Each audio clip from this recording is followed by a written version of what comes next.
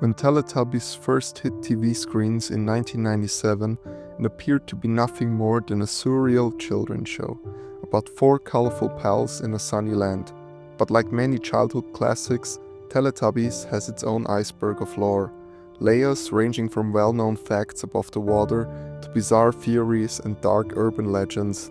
In this video essay, we'll descend tier by tier into the Teletubbies iceberg, starting with the familiar and ending with the disturbing.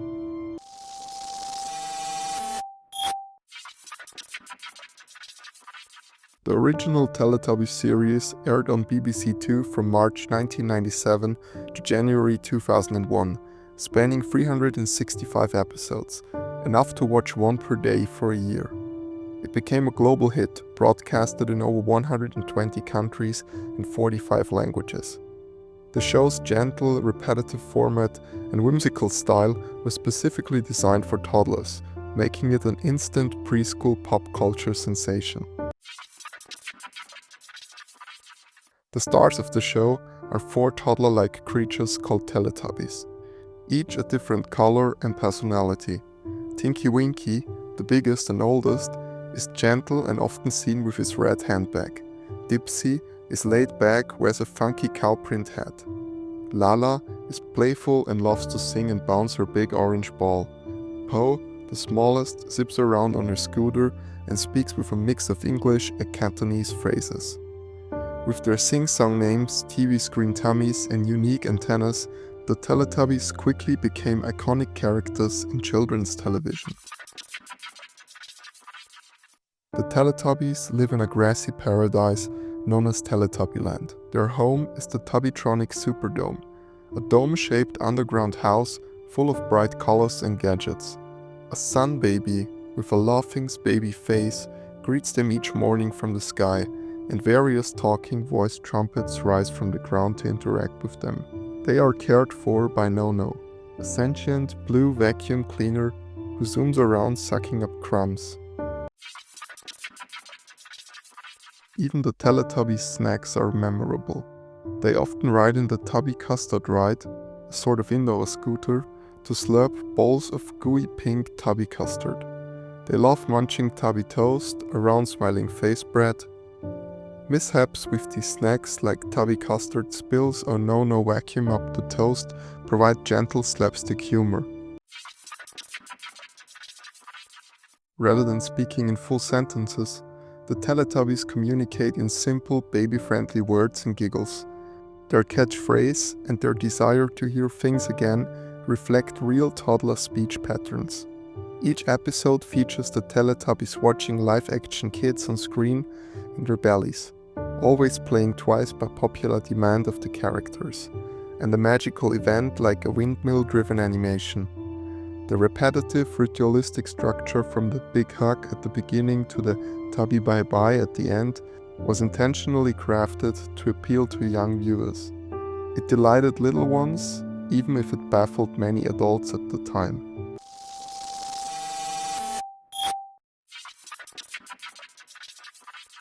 Despite appearing child-sized on screen, the Teletubbies were huge. In reality, the actors wore enormous mascot-like suits. Po, the smallest Teletubby, stood about 6 foot 7 inches tall, and Tinky Winky towered at nearly 7 foot 11 inches. Their seemingly toddler-sized scale was an illusion achieved by filming in a large outdoor set. Being a Teletubby was hard work. The costume, hats and bodies were very bulky and could get extremely hot under studio lights. Actor John Simmet revealed that performing in those suits was like an intense workout. All the dancing and running made them sweat buckets. When we came out of the costume, you'd have to stand back. We were so sweaty you could wring us out, Simmet recalled. So while the Teletubbies looked like carefree toddlers on screen, the people inside were literally pouring sweats to bring characters to life. Remember those cute rabbits hopping around Teletubbyland? They were real and huge. The show used a breed of rabbit called Flemish Giants, which can weigh upwards of 20 pounds. The colossal bunnies were chosen so that next to the giant Teletubby costumes, they would look still like a properly scaled rabbit. Thanks to these gentle giants, the grassy hills of Teletubby Land always had a bit of lively, fluffy background action. The Sun Baby, who giggled over Teletubby Land, was portrayed by a real infant named Jess Smith. For years, her identity was a mystery, sparking online speculation. Finally, in 2014, on her 19th birthday, Jess revealed that she had been the Sun Baby, after keeping it a secret throughout her childhood. Incredibly, her parents were just paid £250 and a box of toys for the baby. In Teletubby canon, Tubby Custard is a sweet pink pudding. But on set, the goopy stuff the characters slurped wasn't a dessert at all. It was actually mashed potatoes mixed with red and yellow pigment paint. As for Tubby Toast, prop makers created foam or cardboard toast with smiling faces. The magic of editing made them look edible. This little food fakery is a reminder that in Teletubby Land, not everything was as it seemed.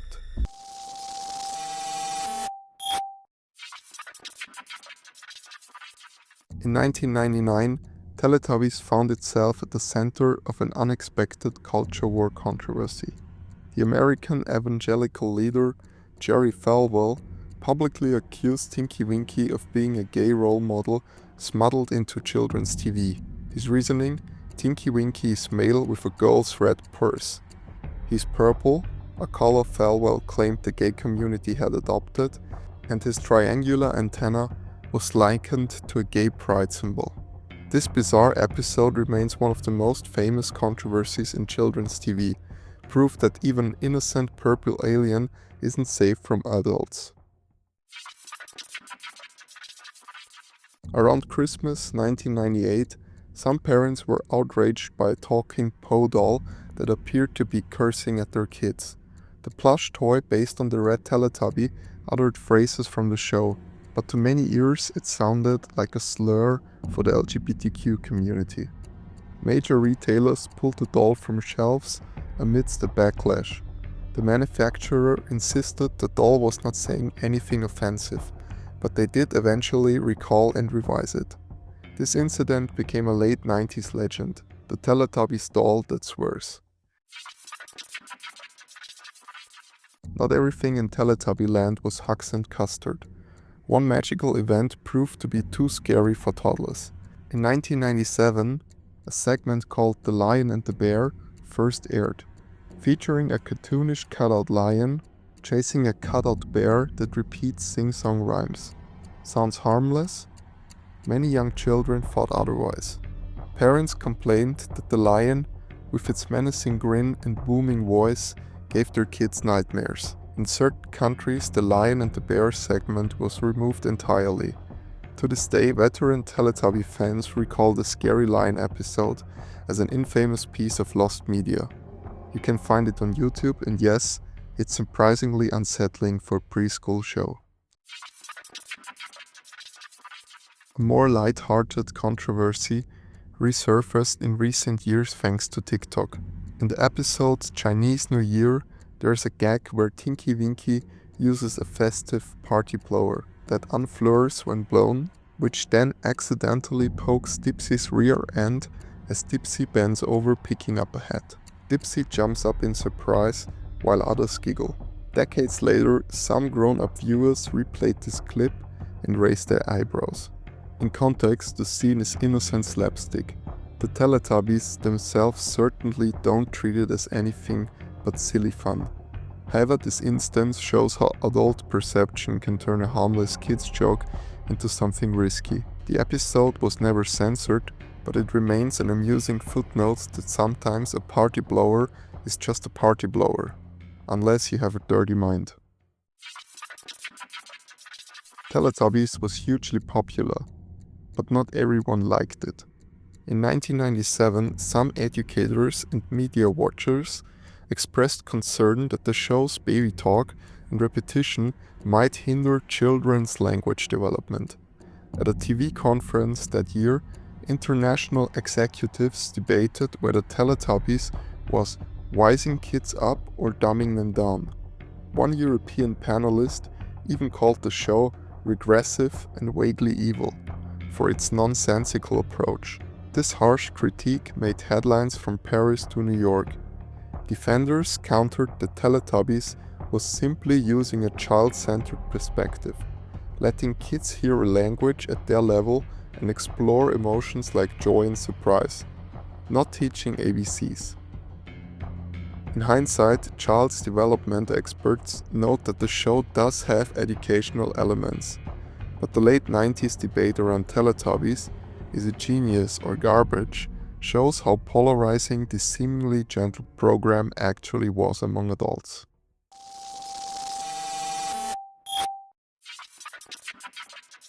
When the original show wrapped in 2001, the Teletubbies outdoor set, a picturesque field on a farm in England, unexpectedly became a tourist magnet. Die-hard fans kept sneaking onto the private farmland, hoping to glimpse the famous grassy dome. The landowner, fed up with constant intrusions, took drastic action. She bulldozed the Teletubbies' house and flooded the area, turning the set into an inaccessible pond in 2013. Today, where Teletubby Land once stood, there is nothing but water. A bit of childhood TV history was literally sunk. It's an oddly poetic end. The real Teletubby Land lies drowned at the bottom of a pond, ensuring no fan pilgrimage can disturb the farm again. Remember those big Flemish giant rabbits? Well, they kept breeding like rabbits. It wasn't uncommon for a scene to be interrupted because two enormous rabbits started mating in the middle of Teletubby Land. Camera operators had to cut or reshoot to avoid airing frisky rabbit footage to toddlers. Teletubbies had randy rabbits causing chaos on set. There's footage out there of outtakes with the rabbits. Unfortunately, not all the rabbit stories are funny. Co-creator Anne Wood revealed that several of the Flemish giant rabbits actually died during the filming due to health problems. These rabbits had been bred for large size, often for meat, which gave them enlarged hearts and shortened lifespans. Despite the Teletubbies team letting them roam freely over the lush set, the stress of production led to frequent rabbit fatalities. Almost weekly, Wood said grimly. In total, they lost 7 out of the 11 bunnies while making the show. The producers would quietly replace a rabbit and continue shooting. It's a surprisingly dark reality. Even in cheerful Teletubby Land, little deaths were happening behind the scenes. As the internet got a hold of the Teletubbies, some viewers developed a very different interpretation of the show's setting. One fan theory posits that Teletubby Land is actually a post-apocalyptic wasteland, perhaps Earth after nuclear holocaust, and the Teletubbies themselves are mutated survivors or experiments. According to this dark theory, the Tubbytronic Superdome and No-No are remnants of advanced life support tech keeping these creatures alive, and the voice trumpets are monitoring devices. In one scenario, the Moloch from H.G. Wells' Time Machine are the ones running experiments on the Teletubbies, who are actually more akin to the oppressed Eloi. A single photograph gave many people nightmares about Teletubbies by removing their color. In 2015, an image went viral showing the Teletubbies in stark black and white with no sound or context. Stripped of their bright hues and sunny backdrop, the Teletubbies look like eerie, plastic-faced giants in a misty field. The internet collectively shuddered. This looks like a murdering cult. One commenter wrote, and others compared it to a horror film or a Joy Division music video. In truth, classic children's shows in the 1960s were designed to be filmed in black and white, but the Teletubbies were defined by its Technicolor palette. Without color, they are plastic soulless aliens, as one article put it. One chilling fan theory recasts the cheerful sun baby as an omniscient tyrant. In this interpretation, the sun baby is actually a deity who has destroyed the world and now forces the Teletubbies to live in a controlled dome and entertain the sun god. The Teletubbies' every move, dancing, playing, laughing, is done to keep their godlike baby overseer pleased. If they fail, the sun would smite them. Even Nono, the vacuum, is cast as the sun god's enforcer or spy, keeping the Teletubbies in line. This morbid theory turns the show into a kind of Truman Show.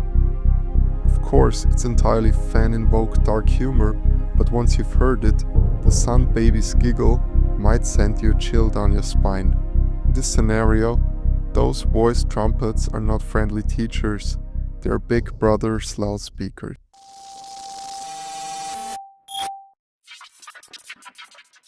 Like many kids' franchises, Teletubbies has inspired its share of creepypasta, spooky fanfiction, tales of lost episodes, etc. Perhaps the most notorious is the supposed Teletubbies episode 666 The Playground. According to the legend, some found a mysterious DVD of Teletubbies episode that was never aired, in which the characters go to a playground and horrific things ensure, often involving gore or demonic imagery, depending on the version. These lost episodes' tale usually borrow themes from one another: unsettling music, the sun baby screaming or bleeding, Teletubbies crying or attacking each other, obviously not actual content from the real show. They are purely fanfiction horror stories circulated on forums and wikis.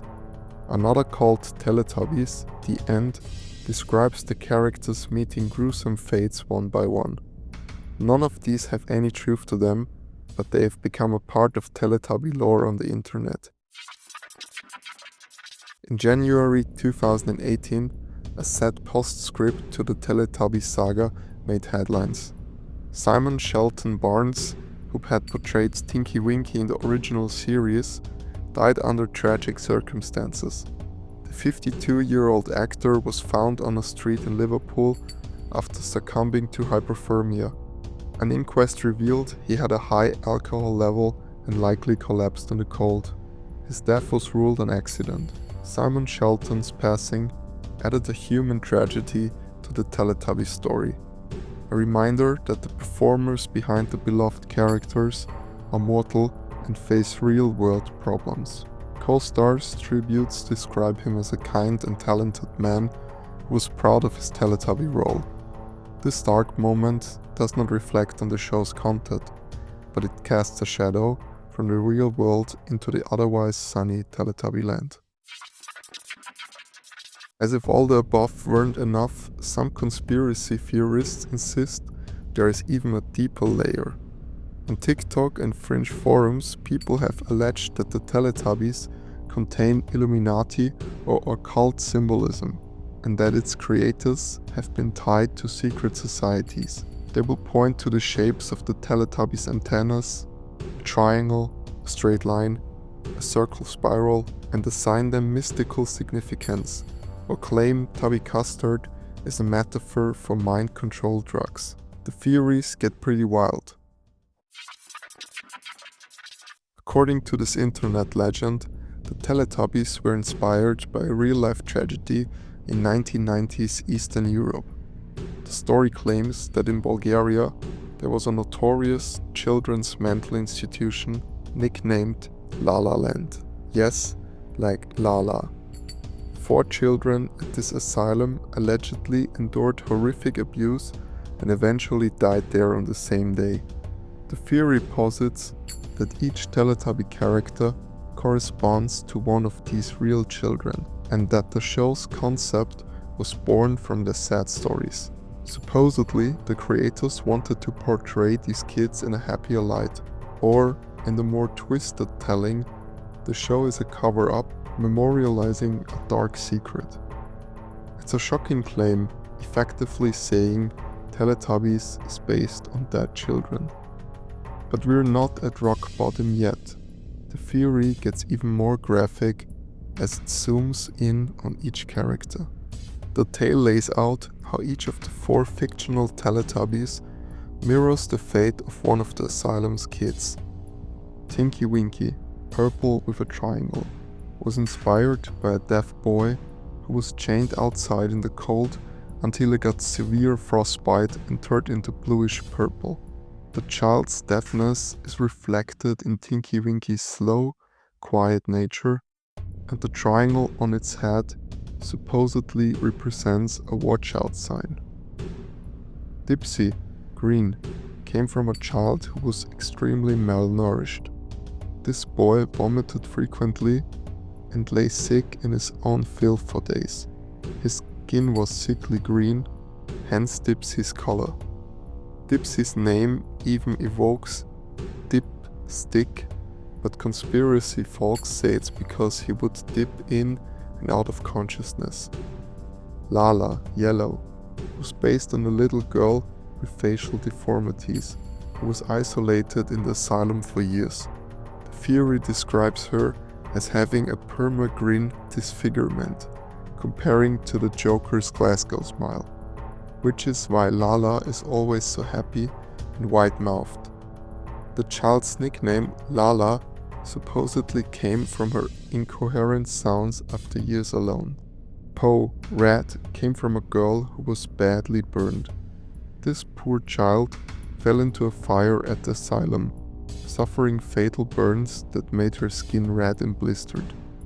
Po's color and circular antenna, resembling an O-shaped flame, are said to honor the girl's tragedy. Po's softer, sometimes sad demeanor echoes the child's pain. As a final morbid touch, the theory explains the Teletubbies' TV screens on their bellies. In the asylum, the only happiness the kids had was watching television. When authorities removed the TVs, the children went into despair, and according to the legend, they cut and swallowed pieces of small TV sets, trying to keep their beloved shows inside them.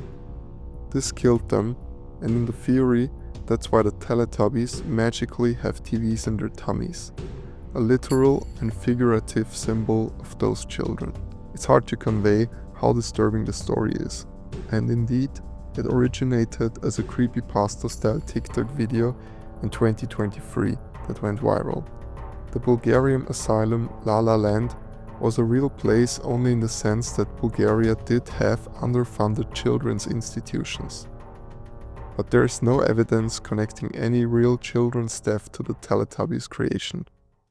The creators have firmly stated that their true intention was making a sunny children's program with alien astronauts.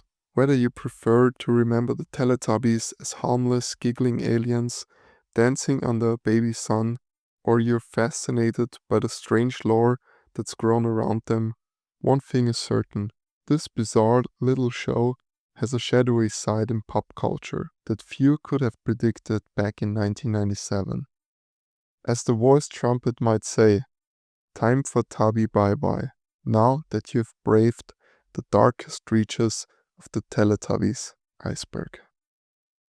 Thank you for watching.